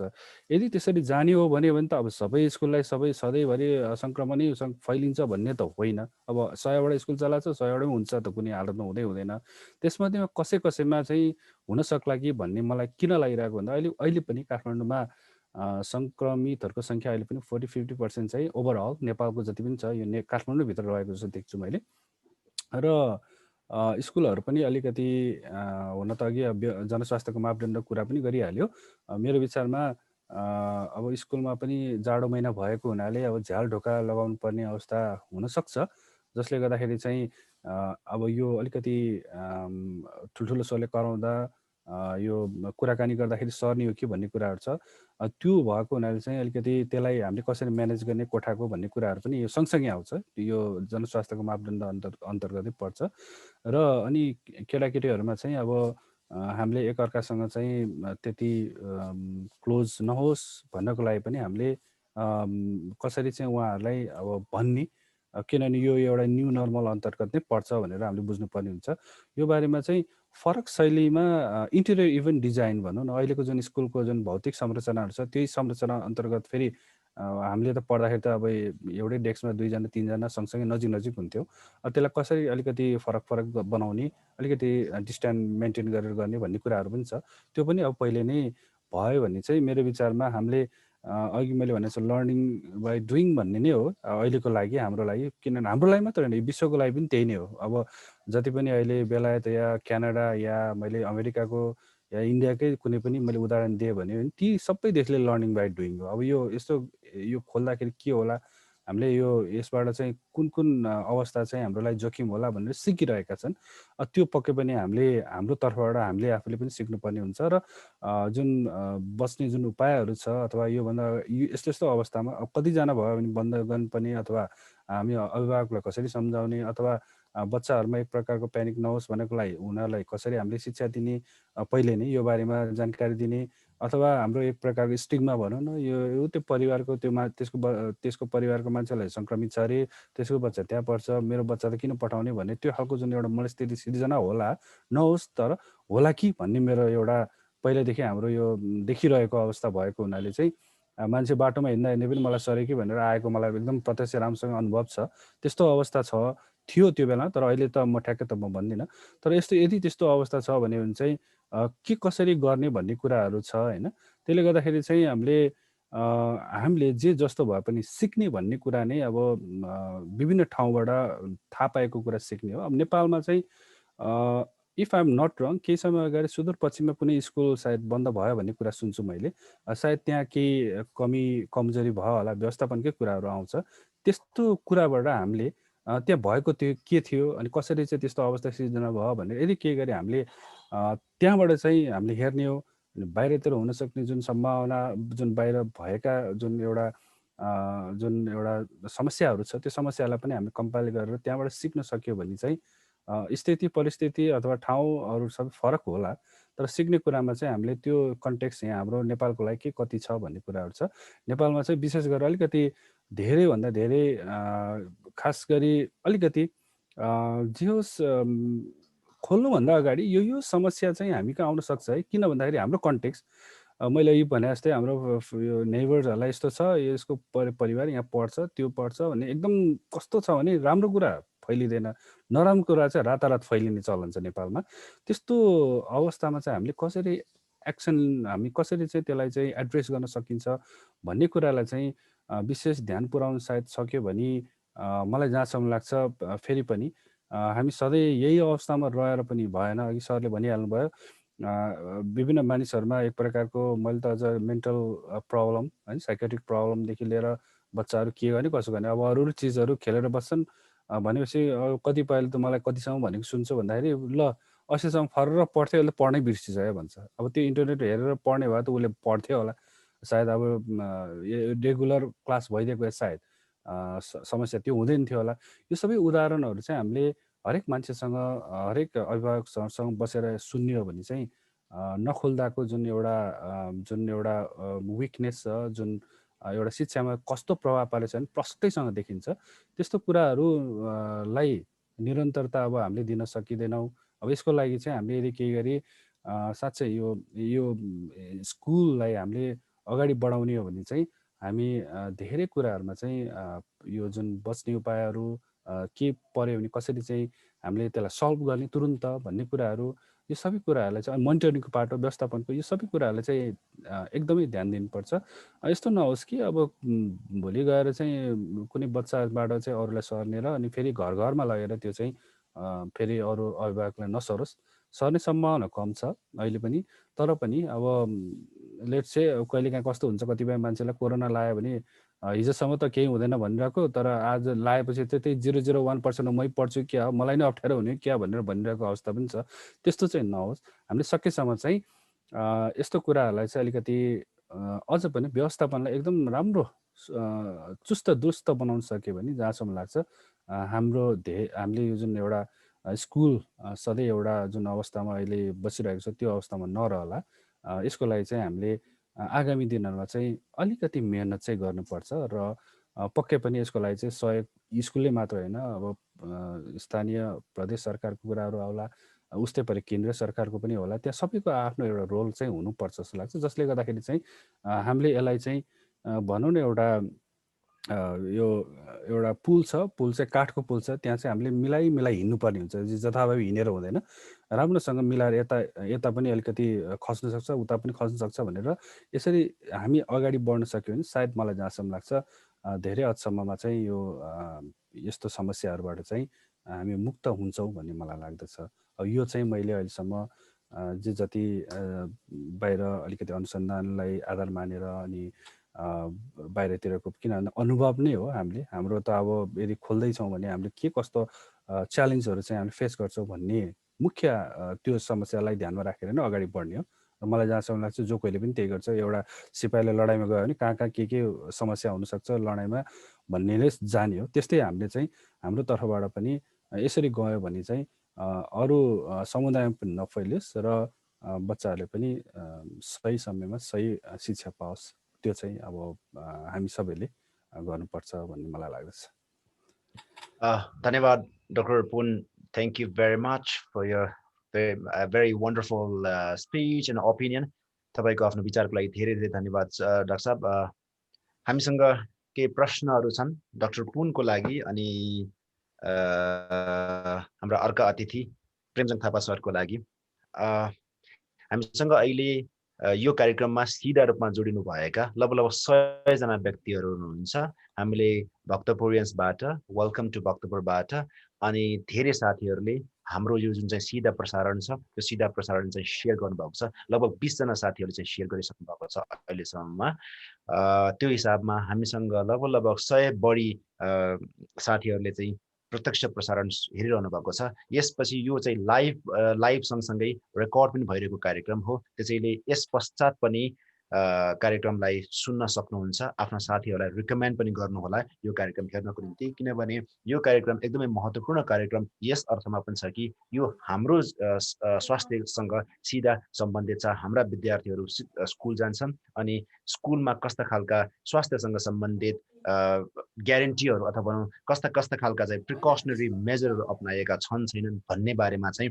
हामी सचेत हुनु एकदमै आवश्यक छ यस्तै कुराकानीहरू हामीले गरिरहेका छौँ साथीहरू म अब प्रेमजङ थापा श्रेष्ठ सर तर्फ जान चाहन्छु उहाँले स्कुललाई भौतिक अथवा विद्यार्थीहरूको भौतिक उपस्थितिमा बाहेक अब चाहिँ हामीले चाहिँ शिक्षा अगाडि बढाउन सक्दैनौँ भन्ने इशानको ठमै छ भनेर भन्नुभएको छ यसै पेरिफेरीमा रहेर एकजना हाम्रा श्रोता साथी अहिले हामीसँग जोडिनु भएका साथीले सोध्नु भएको छ भक्तपुर नगरपालिकामा अहिले विद्यालय सञ्चालन गर्ने भनिएको छ। विद्यालय सञ्चालन गरिसकेपछि भक्तपुर नगरपालिकामा हालको सङ्क्रमित सङ्ख्याभन्दा बढी भयो भने स्कुलहरू बन्द गर्ने वा नगर्ने अथवा के गर्ने, हामीसँग इमर्जेन्सी प्लान छ छैन, अथवा इसानले इमर्जेन्सी प्लान बनाएको छ कि छैन, यो सोध्नु भएको छ भने अर्का साथीले यहीसँग सम्बन्धित लगभग यसैसँग सम्बन्धित अर्को क्वेसन सोध्नु भएको छ। हामीले आफ्ना बच्चाहरू प्राणभन्दा हाम्रो प्राणभन्दा प्यारो लाग्छ, त्यो हिसाबमा आफ्ना बच्चाहरू मृत्युको अथवा रोगको मुखमा कसरी पठाउने, स्कुलले चाहिँ 100% कोरोना फ्री गर्छ भन्ने चाहिँ हामी कसरी अस्योर हुने भन्ने चिन्ता पनि व्यक्त गर्नुभएको छ। यसमा इसानको भनाइ के छ, इसानले यसको बारेमा चाहिँ के सोचेको छ सर? थापा सर। मैले अघि पनि भने अब विद्यालयमा विद्यार्थी नपठाउनेमा हाम्रा विद्यार्थीहरू कोरोनाबाट सुरक्षित छ भन्ने कुराको ग्यारेन्टी पनि हामी दिन सकिरहेका छैनौँ, अथवा त्यसको पनि कुनै ग्यारेन्टी छैन। यो कुरालाई हामीले सबैले बुझेकै विषयवस्तु भयो। र जहाँसम्म हामीले अब विद्यालय सञ्चालन गर्ने भनेर अगाडि बढिरहेका छौँ, जुन भक्तपुर नगरपालिकाको एउटा निर्णय पनि हो, र हिजो अस्ति भक्तपुर नगरपालिकाले शिशु स्याहार केन्द्रमा समेत भर्ना खोलेको स्थिति हामी देखिरहेका छौँ। यो पुरै प्रि प्लान गरेरै खोलेको वा त्यो योजना अनुसारै यो निर्णय गरेको हुनुपर्छ भन्ने हाम्रो बुझाइ हो वा हामीले बुझ्नुपर्छ। र जहाँसम्म विद्यालय खोलेपछि कोरोना भाइरसको सङ्क्रमण वृद्धि हुन्छ वा हुँदैन भन्ने प्रश्न छ। यो दुवै आफ्नो ठाउँमा हामी 50-50 भन्छौँ, त्यो प्रोबेबिलिटी भनेको 50-50 मा हामी जान्छौँ। त्यसकारण विद्यालय खोल्दैमा कोरोना भाइरस सर्छ त्यो पनि होइन, वा विद्यालय नखोल्दैमा कोरोना भाइरस सर्दैन त्यो पनि होइन। त्यो दुवै हिसाबमा हामीले चाहिँ बुझ्नुपर्छ। त्यसकारण त्यस अर्थमा हामीले भन्न खोजेको के भन्दाखेरि नगरपालिकाले पक्कै त्यो निर्णय गर्नु भनेको नगरपालिकाले आइसोलेसन सेन्टरहरू खोलिराखेको छ। यदि कदाचित नगरपालिकाको निर्णय अनुसार विद्यालय खोलेर, हुन त नगरपालिकाले विद्यालय सबै एकैचोटि खोल्नु भनेर भनेको छैन। हामीलाई थाहा छ अहिले पहिलो चरणमा कक्षा 8, 9 र 10 का विद्यार्थीहरूलाई, त्यो पनि धेरै विद्यार्थी भएका विद्यालयले सिपमा चलाउने र 100 भन्दा बढी कम भएका विद्यालयहरूले त्यो अनुसारको चलाउन सकिन्छ एउटै सिपमा भन्ने र जुन निर्देशन हामीले प्राप्त गरे अनुसारको कुरालाई मनन गरेर नै विद्यालय सञ्चालन गर्ने हो। र कदाचित अब कुनै एउटा विद्यालयमा त्यो कोरोना भाइरसको 1-2 जना वा शिक्षक वा विद्यार्थीमा सङ्क्रमण देखिहाल्यो भने त्यसलाई तत्काल विद्यालय केही समयको लागि फेरि रोकेर त्यसको अनुगमन गरेर त्यसलाई नियन्त्रणको प्रक्रिया अपनाउने भन्ने कुरा त छँदैछ। यस अर्थमा अब हामीले के बुझ्नुपर्छ भन्दाखेरि भर्खर हाम्रो डाक्टर पुनज्यूले पनि भन्नुभयो कि अब यो कोरोना तत्काल हटिने सम्भावनाको कुरा पनि रहेन, र साथै अहिले जुन यो भ्याक्सिन विकासको क्रममा छ र कति ठाउँमा त्यो प्रयोगमा ल्याइसकेको भनेर हामी सुनिरहेका छौँ, त्यो तत्काल हाम्रो नेपालमा आउन सक्ने सम्भावना कति छ? हामीलाई लाग्छ त्यो सम्भावना पनि थोरै छ। कि यस्तो स्थितिमा हामीले विद्यालयलाई अब एक वर्ष त करिब अब जाँदैछ, भोलि अर्को वर्ष पनि त्यही स्थिति रहला कि हामी हरेक दिन अब कोरोना भनेर हामीले विद्यालय सञ्चालन नगर्ने वा कुनै हाम्रो दैनिक जीवनका क्रियाकलापमा हामी अभ्यस्त नभइकन बस्ने हो भन्दाखेरि हामीले हाम्रो दैनिकीलाई कसरी अगाडि लैजाने वा हाम्रा भावी पुस्ताको शैक्षिक अवस्थालाई हामीले कसरी अगाडि लैजाने, त्यो स्थिति हाम्रो भएको हुनाले हामीले WHO को मापदण्ड अनुसार पालना गरेर अगाडि बढ्नुको विकल्प छैन। साथै विज्ञ डाक्टरहरूको सुझाव जस्तो कि अब हामीले कोरोनासँगै जिउने एउटा चाहिँ अभ्यास थाल्नुको विकल्प छैन भनेर जुन अभिव्यक्तिहरू आइराखेको छ, त्यसैले अगाडि राखेर हामीले विद्यालय सञ्चालन गर्नुपर्छ भन्न खोजेको मात्र हो। धन्यवाद। हजुर, धन्यवाद प्रेमजङ सर। एउटा अर्को प्रश्न आएको छ किर्तिपुरबाट नारायण महर्जन सरले सोध्नु भएको छ, कोरोना सङ्क्रमण समयमा विद्यालय सञ्चालन गर्न सञ्चालन कार्यविधि आवश्यक छ वा छैन, बनाउनु भएको छ वा छैन, छ भने के कस्ता महत्त्वपूर्ण बुँदाहरू समावेश गर्नुभएको छ, अथवा यदि गर्नुभएको छैन भने तपाईँको विचारमा के कस्ता बुँदाहरू चाहिँ त्यो कार्यविधिमा राखिनुपर्छ होला भनेर नारायण महर्जन सरले सोध्नु भएको छ। हामीले यो कोरोना भाइरसको बिचमा विद्यालय सञ्चालन गर्दाखेरि सरकारले निर्माण गरेका जुन कार्यविधि त्यसलाई हामीले फलोअप गर्ने आफ्नो ठाउँमा छँदैछ। साथै त्यस बाहेक पनि विद्यालय सञ्चालकहरू, विद्यालय प्रशासन, व्यवस्थापन समिति लगायतका पक्षहरूले पनि एउटा छुट्टै खालको कार्यविधि बनाएर अगाडि बढ्नुपर्छ भनेर हामीले छलफलमा उठाएका छौँ। जस्तो कि अब विद्यालय सञ्चालनको बिचमा विद्यालय हाटाभित्र विद्यार्थीहरूलाई प्रवेश गराउनुभन्दा अगाडि यो जुन थर्मल गनबाट ज्वरो नाप्ने अनि विद्यार्थीको शारीरिक स्थितिको अवलोकन गर्ने जस्ता पक्षहरू त्यो विद्यालय प्रशासनले गर्नु पर्यो। त्यस्तै विद्यालयभित्र जुन फिजिकल डिस्टेन्स मेन्टेन गर्ने कुरा विद्यालयले व्यवस्थापन गर्नु पर्यो। कक्षा कोठामा एउटा बेन्चमा एकजना मात्र विद्यार्थी राख्ने खालको वातावरण बनाउने काम विद्यालय आफैले गर्नु पर्यो। यी लगायतका विभिन्न यस्तै कुराहरूलाई जुन सुरक्षाका उपायहरू भन्छौँ हामी, त्यो समेत राखेर एउटा कार्यविधि चाहिँ विद्यालयले बनाउनुपर्छ, व्यवस्थापन समितिले त्यसलाई पारित गर्नुपर्छ। यही कुरा हाम्रो भक्तपुर नगरपालिकाको निर्देशिकामा पनि उल्लेख गरिएको स्थिति छ। त्यो गरेपछि भक्तपुर नगरपालिकाका व्यक्तित्वहरूबाट विद्यालयको निरीक्षण हुने क्रम हामी देखिरहेका छौँ। अनि त्यो स्थितिमा उहाँहरूको ले त्यो स्थिति राम्रो देखियो भने विद्यालय सञ्चालन गर्न सकिने भन्ने कुराको उहाँहरूले सूचना दिनुहुन्छ। त्यही अनुसार अगाडि बढ्ने कुरा छ। त्यस अर्थमा हामीले विद्यालय सञ्चालन गर्ने क्रममा एउटा कार्यविधि चाहिँ हाम्रो विद्यालय व्यवस्थापन र विद्यालय प्रशासनको तर्फबाट पनि बनाउनुपर्छ। धन्यवाद।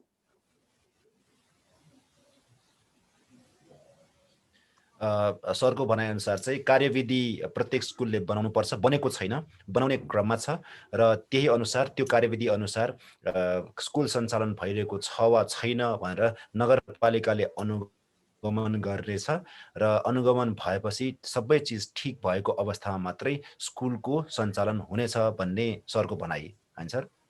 हजुर, त्यही अनुसारको निर्देशन प्राप्त भएकै भन्नु।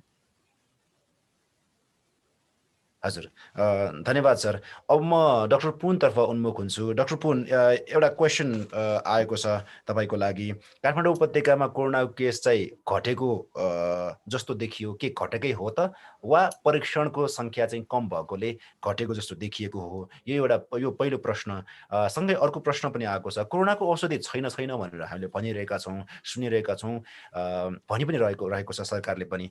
तर पनि कोरोनाका बिरामीहरू निको भइरहेका छन्, कसरी निको भइरहेको होला भनेर सोध्नु भएको छ नारायण सरले। यो दुईटा क्वेसन चाहिँ मैले सरलाई ब्याक टु ब्याक राखेँ। हुन्छ, हस् धन्यवाद। त्यहाँ मैले एउटा प्रश्न पनि सुरेश नकर्मी ज्यूले पनि प्रश्न गर्नुभएको रहेछ, मैले त्यहाँ देखिरहेको छु। उहाँले चाहिँ इट्स अ रिडिकुलस भनेको छ। उहाँले चाहिँ अलिकति रमाइलो पाराले प्रश्न गर्नुभएको छ कि हामीले विदेशीसँग चाहिँ एक्जाम्पल दिएर हुन्छ। अवश्य पनि एक्जाम्पल त मैले नेपालको पनि खोजिरहेको, तर नेपालमा चाहिँ त्यो खालको छैन। मैले अघि सुरुमा त्यो बोल्दै गर्दाखेरि यही प्रश्न आउँछ भनेर नै अहिले जुन भएका छन् त्यो कुरालाई मैले यहाँ तानेर गरेँ। त्यो भौगोलिक परिस्थिति सबै कुराले फरक हुन्छ। तर पनि कस्तो हुँदो रहेछ भन्दा अमेरिकामा फाइजरले भ्याक्सिन लगाएर यति प्रतिशत भयो भन्दा हामी खुसी हुने चलन छ। हेर्नुहोस्, म त के चाहन्छु भने नेपालमै गरेपछि मात्र अनि त्यसको चाहिँ थाहा हुन्छ भन्ने खालको पक्षमा हो। तर मैले यहाँनिर चाहिँ नेपालले खोलि नसकेको यो खालको, अघि मैले भने लर्निङ बाई डुइङ, उनीहरूले पनि त्यही गरिरहेछ। अब देख्यो, झलक्क देख्ने बित्तिकै बन्द गर्ने, त्यसपछि फेरि खोल्ने गरिरहेको अवस्था छ। त्यसले गर्दाखेरि चाहिँ अहिले मसँग चाहिँ नेपालको एक्जाम्पल नभएको र भारतको पनि लगभग खास अहिले खुलेको अवस्था चाहिँ देख्दिनँ मैले। सामान्यतया त्यो खालको चाहिँ छैन। त्यो भएको हुनाले मात्र अनि मैले अलिकति भएका उदाहरण चाहिँ यहाँ ताने र तानेको हुनाले चाहिँ त्यो देखाएको हो। म उसको पक्षमा चाहिँ होइन कि अमेरिकामा त्यहाँ इटालीमा चाहिँ डरलाग्दो हुँदाखेरि मै थिएँ नेपालमा कि किन त्यसरी चाहिँ सोचे होला भन्थेँ मैले। त्यो कारणले गर्दा मसँग अहिले चाहिँ हामीसँग धेरै एक्जाम्पल नभएको र धेरै देशमा चाहिँ अहिले पनि अब अलिकति स्ट्रिक्ट भइरहेको अवस्थामा चाहिँ भएकाको चाहिँ एक्जाम्पल दिन खोजे हो। मैले त्यसरी कम्पेयर गरेर त्यसले त्यस्तो गरेर यहाँ यस्तो हुन्छ भन्न खोजेको चाहिँ होइन है। एउटा चाहिँ हाम्रो सुरेश सरलाई अब धन्यवाद दिन्छु यो प्रश्न गरेकोमा। तर म इन फेभरमा चाहिँ होइन। म चाहिँ के चाहन्छु त्यही कारण अघि सुदूरपश्चिमको एउटा कुरा गरेँ, त्यहाँबाट एउटा मैले सुन्नमा त आएको छु, तर त्यहाँ के हो वास्तवमा भन्ने कुरा चाहिँ मलाई थाहा छैन। त्यसले गर्दाखेरि थाहा पाउनु पर्यो, जसले गर्दाखेरि हामीले सिक्ने भनेको त्यही हो। हाम्रो जुन सोच हो, जुन भौगोलिक स्थिति हो, हामीले बच्चाहरूलाई कस्तो अवस्थामा पढाउँछौँ भन्ने कुरा त हाम्रो नेपालभित्रकैसँग मात्र मिल्ने त हो, मेन्टालिटी होइन, सबै कुराहरू परिस्थिति स्थिति त्यो एउटा भन्न खोज्यो भने। हजुर अर्को चाहिँ सँगसँगै त्यहाँ एउटा जोडिया छ, हामीले कसरी चाहिँ रिस्क लिने होइन, एटलिस्ट हजुर केही समय वेट त्यसको गर्ने बारेमा हुन्छ। त्यसको बारेमा चाहिँ हाम्रो सरले हुन्छ, जवाफ त्यसो दिनुभएको भए थियो। ओके। त्यसो भए अब म यतातिर तपाईँले लिएको प्रश्नतिर गएँ। हजुर कोरोना घटेको हो कि होइन? यो प्रश्न साँच्चै भन्दा अहिले सबैको मनमा त्यही छ। किन भन्दा तथ्याङ्क देखाएको छ, ओह्रालो लागिरहेको छ। अनि मान्छेहरूमा अहिले पनि एक प्रकारको हो कि होइन भनेर अब अझ पनि विश्वास नभएको अवस्था छ। मैले यसलाई चाहिँ 2 प्रकारले हेर्ने गरेको छु अहिले पनि। एउटा नेचुरली डिक्लाइन भइरहेको अवस्था, अर्को चाहिँ मान्छेहरू जाँदै गएको छैन। किन गएको छैन थाहा छैन होइन, तर मैले बुझेअनुसार चाहिँ धेरै जस्तो मानिसहरू पक्कै पनि अब सुन्दा अब अहिले रुगाखोकीको कुराहरू आएको छ। आफ्नो व्यापार व्यवसाय किन 14 दिन अहिले त 10 दिन, हिजो अस्तिदेखि 10 दिन भनेको छ, नत्र 14 दिन बस्नुपर्ने अवस्था, त्यसले व्यापार व्यवसायमा अलिकति हानि गर्ने अवस्था। र त्यो कन्ट्याक्ट ट्रेसिङहरू पहिला जस्तो छैन। पहिला त अब एउटाबाट 3-4 जनालाई चाहिँ अब टेस्ट गर्थ्यो, कोही न कोही पोजिटिभ देखिन्थ्यो, त्यो पनि थपिन्थ्यो। तर अहिले चाहिँ लगभग शून्य अवस्थामा छ। अब भनौँ न, अब काठमाडौँमा झन्डै 40-50% हाराहारीमा जति पनि अहिले सङ्ख्या भनेको छ 900 1000 भन्ला, त्यसको 3-400 त काठमाडौँ भ्यालीभित्रै छ। र ती 3-400को त कन्ट्याक्ट ट्रेसिङ त अरू थप 2-3 जना गर्दाखेरि त कति पुग्यो होइन? तिनीहरू त अहिले छुटेकै अवस्था छ। र कसरी छुटेको होला भन्दाखेरि त्यहाँ पनि भन्ने बाटो छ। केही समय अगाडि एन्टिजेन टेस्ट गरेको थियो नेपाल सरकारले ठाउँ हटस्पट भनेको ठाउँमा। त्यहाँ गर्दाखेरि चाहिँ जो मान्छेहरू बाटोमा हिँडिरहेको अथवा उहाँलाई भोलिन्टियरली टेस्ट गर्नुहोस् भन्दाखेरि चाहिँ गर्दाखेरि 10% मा देखियो। द्याट मिन्स धेरै मान्छेहरूले चाहिँ आफूलाई कुनै त्यस्तो सङ्क्रमण नभएको भनेर भन्दै गर्दाखेरि चाहिँ त्यो समस्या त रहेछ। उहाँहरू त एक ठाउँबाट अर्को ठाउँमा गइरहेको रहेछ भन्ने कुराहरू पनि देखिन्छ। त्यसले गर्दाखेरि चाहिँ कतै न कतैबाट हामीले चाहिँ अलिकति आइडेन्टिफाई गर्ने र कन्ट्याक्ट ट्रेसिङको कारणले गर्दाखेरि र मान्छेको अनिच्छा भन्छु मैले यसलाई। त्यो कारणले गर्दाखेरि अनिच्छा पनि कस्तो भन्दाखेरि अब किनभने दैनिक त बिताउनु पर्यो।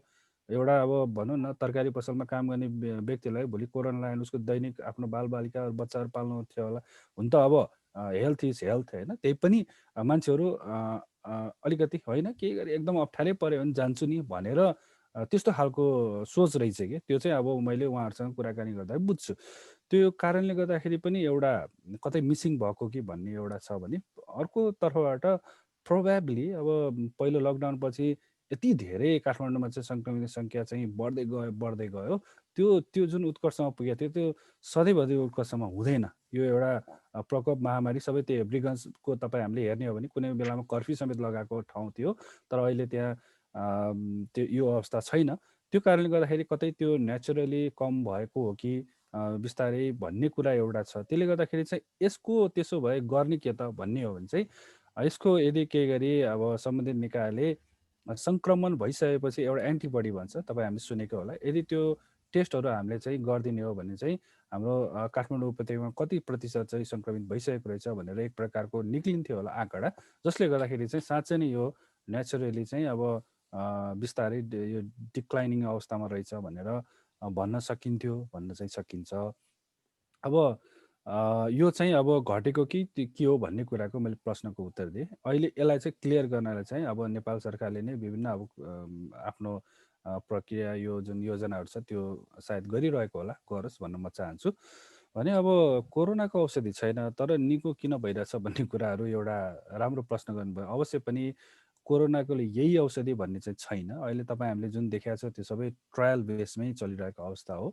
अझ रेमडेसिभिरको बारेमा त WHO ले सायद त्यति इफेक्टिभ पनि छैन भनेर त्यो खालको नतिजा पनि निकालेको अवस्था थियो भने अमेरिकाले चाहिँ अब रेमडेसिभिर ठिक छ भन्ने कुरा छ। यहीँनिर पनि मैले जहिले पनि के भन्छु भने हाम्रो नेपालमा गरेको भए के छ, हाम्रो नेपालको चाहियो भन्थेँ। जुन चाहिँ अघि सुरेश नकर्मीजीको क्वेसनसँग मेरो यहाँ कन्ट्रेडी हुन्छ अहिले पनि। मैले त्यहाँ अमेरिकामा गरेँ भन्दैमा यहाँ हुनुपर्छ भनेर म भन्दिनँ। यहाँ के थियो, के छ भनेर चाहिँ त्यो जरुरी छ। र त्यो कस्तो हुन्छ भन्दाखेरि चाहिँ भाइरसले चाहिँ इन्फेक्सन गरेपछि त्यसले चाहिँ थप अरू जटिल समस्या ल्याउँछ जसमा चाहिँ ब्याक्टेरियाको महत्त्वपूर्ण रोल हुन्छ। जुन बेलामा तपाईँ हाम्रो शरीर चाहिँ एकदम शिथिल होइन एकदमै यो जुन रोग प्रतिरोधक क्षमता कमजोर भइरहेको अवस्थामा चाहिँ विभिन्न अरू समस्याहरू पनि आउँछ, जसको लागि चाहिँ हामीले जो अलिकति जटिल अवस्थामा छ त्यहाँ म्याक्सिमम हामीले चाहिँ एन्टिबायोटिकहरू ब्रड स्पेक्ट्रम एन्टिबायोटिकहरू चलाउँछौँ, जसले गर्दाखेरि चाहिँ त्यहाँ जुन सङ्क्रमण गरेको जुन ब्याक्टेरियाहरू छ त्यसलाई मार्नलाई अथवा त्यसको वृद्धिलाई रोक्नलाई हामीले प्रयोग गर्ने हो। यसरी चाहिँ यो यदि के गरी अरू थप सङ्क्रमण रहेछ भने चाहिँ त्यसको विरुद्धमा त हामीसँग औषधि छ र सँगसँगै चाहिँ आफ्नो शरीरले पनि बिस्तारै त्यो भाइरस त अब तपाईँ हामीलाई थाहा छ 10 दिनपछि त शरीरमा रहँदैन भन्ने छ, विज्ञानको त्यो नै छ आँकडा। यदि त्यो हो भने चाहिँ त्यसबाट उत्पन्न भएको जुन जटिल छ, जुन सेकेन्डरी इन्फेक्सनहरू भन्छौँ, त्यसलाई चाहिँ हामीले परास्त गर्ने हो। त्यसको लागि चाहिँ हामीसँग औषधि छ र त्यसै कारणले नै त्यो सँगसँगै शरीरले पनि प्रतिरोधात्मक अब एक प्रकारको सक्रियता देखाउनु पर्ने हुन्छ, जुन चाहिँ वृद्धहरूमा अलिक कम भएको हुनाले तपाईँ हामीले आजभोलि सुन्छौँ 60+ भएकाहरूमा मृत्यु अलिकति सङ्ख्या बढेको भनेको कारण पनि त्यही हो। त्यसले गर्दाखेरि चाहिँ हामीसँग भएका औषधिहरू चलाउँछ, तर द्याट डजन्ट मिन यो चाहिँ यो कोरोना विरुद्धको औषधि हो भन्दा पनि कोरोनाले केही समय हाम्रो शरीरलाई जुन अवस्था सिर्जना गरे हुन्छ र विभिन्न अरू सङ्क्रमणले हामीलाई एट्याक गर्छ र त्यसबाट उत्पन्न हुने जुन जटिलता छ त्यसको लागि चाहिँ हामीले औषधि चलाउँछौँ र यसरी चाहिँ हामीले उपचारलाई निरन्तरता दिने गर्दछौँ। धन्यवाद डाक्टर साहब, तपाईँको रेस्पोन्सको लागि, रिप्लाईको लागि, तपाईँको जवाफको लागि। पक्कै पनि सोध्नुभएका साथीहरूले एकदमै ठिक तरिकाले चाहिँ यो आन्सर प्राप्त गर्नुभएको छ होला भन्ने मैले अपेक्षा गरेको छु। पुन डाक्टर साहबलाई धन्यवाद व्यक्त गर्न चाहन्छु। हामीले कार्यक्रम 5:20 चाहिँ 20 मिनट गएपछि चाहिँ सुरु गरेको जस्तो लाग्छ। 1 घन्टा, त्यसको मतलब 1 घन्टा र 5 मिनट गइसकेको छ। हाम्रो कार्यक्रमको तालिका प्लान योजना अनुसार चाहिँ 1 घन्टामा सीमित राख्ने हाम्रो सोच थियो। 5 मिनट बढी गइसकेको छ। केही प्रश्नहरू आएका छन्, ती प्रश्नहरूको जवाफ सायद आवश्यक छ, त्यसैले म छोटोमा उत्तरको निम्ति म प्रेमजङ थापा श्रेष्ठ सरलाई अनुरोध गर्न चाहन्छु। इसान अन्तर्गतका स्कुलहरूमा यदि कोरोनाको केस बाई चान्स देखिहाल्यो भनेदेखि चाहिँ ती स्कुलहरूमा आइसोलेसनका सेन्टरहरू अथवा क्वारेन्टाइनको स्टेसन चाहिँ राखिने अथवा भनौँ न राखिएको छ वा छैन, केही सोच्नु भएको छ भनेर एउटा महत्त्वपूर्ण क्वेसन आएको छ। यो महत्त्वपूर्ण क्वेसनको जवाफ पश्चात हामी कार्यक्रमको अन्ततर्फ उन्मुख हुनेछौँ। प्रेमजङ सर। धन्यवाद हाम्रो क्वेसन सोध्ने साथीलाई। वास्तवमा हामीले यो भक्तपुर नगरपालिकाले यो विद्यालय सञ्चालनको अनुमति जारी गरिसकेपछि हामीले यो कुरामा हामीले छलफल गर्यौँ।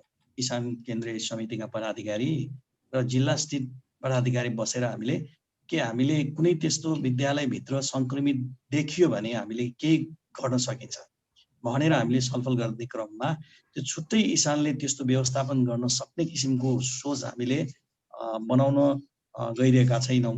त्यसको लागि हामीले नगरपालिकासँग नै समन्वय गरेर नगरपालिकाले निर्माण गरेको क्वारेन्टाइनमै हामीले राख्ने हो र त्यसलाई हामीले उपयोग गर्ने हो। त्यसको लागि नगरपालिकाले स्वाभाविक छ स्वीकृति दिएको अवस्थामा नगरपालिकाले त्यसमा समन्वय र सहयोग त पक्कै हुन्छ, तर छुट्टै इसानको त्यस्तो आइसोलेसन सेन्टर खोल्ने किसिमको निर्णय चाहिँ हामीले गरेका छैनौँ।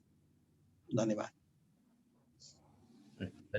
धन्यवाद प्रेम सर, तपाईँको यो छोटो जवाफको लागि। पक्कै पनि इसानले भक्तपुर नगरपालिकासँग समन्वय गरेर आइसोलेसन सेन्टर अथवा भनौँ क्वारेन्टाइन स्टेसन अथवा जे भने पनि त्यो समन्वय पक्कै पनि हुनेछ भन्ने हामीले आशा गरेका छौँ। हामी कार्यक्रमको अन्तमा आइपुगेका छौँ। म सबैभन्दा पहिले कमल सर एउटा क्वेसन आइरहेको छ यो इन्फ्लुएन्जा सर्टको बारेमा। त्यो महत्त्वपूर्ण होला, तपाईँले आन्सर दिनुहुन्छ होला। अहिले धेरैलाई यो कन्फ्युजन छ। इन्फ्लुएन्जा अहिले सर्ट लिनु कति उपयुक्त छ डाक्टर साहब?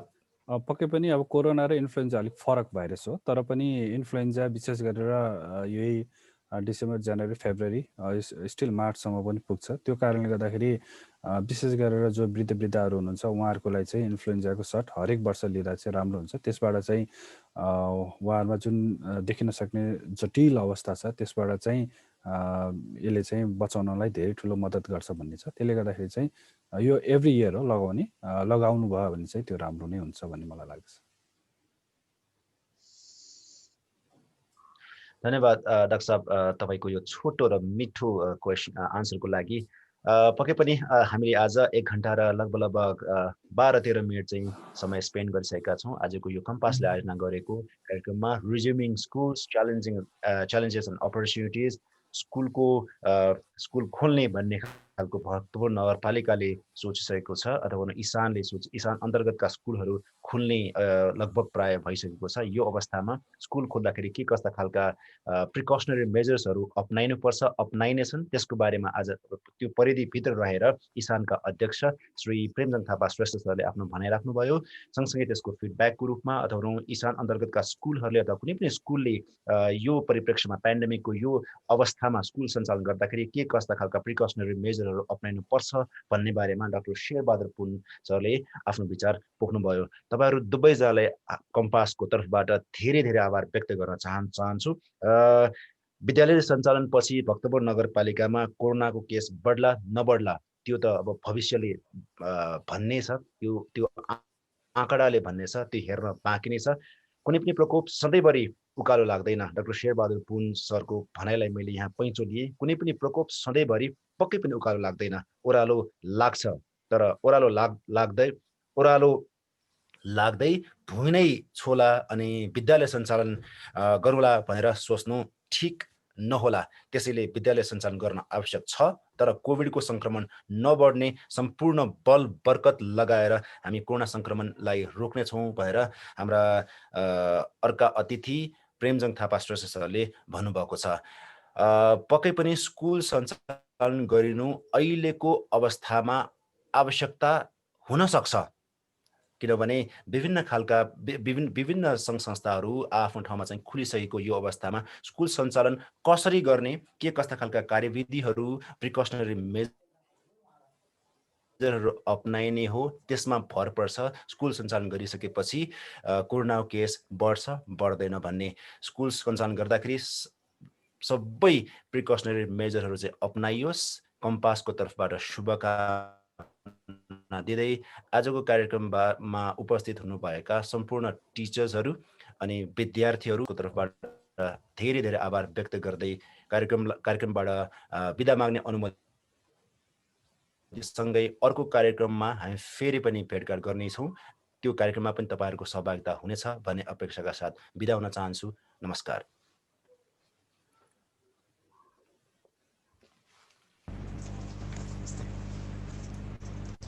निराजनजी कार्यक्रम टुङ्ग्याउनु पर्ला।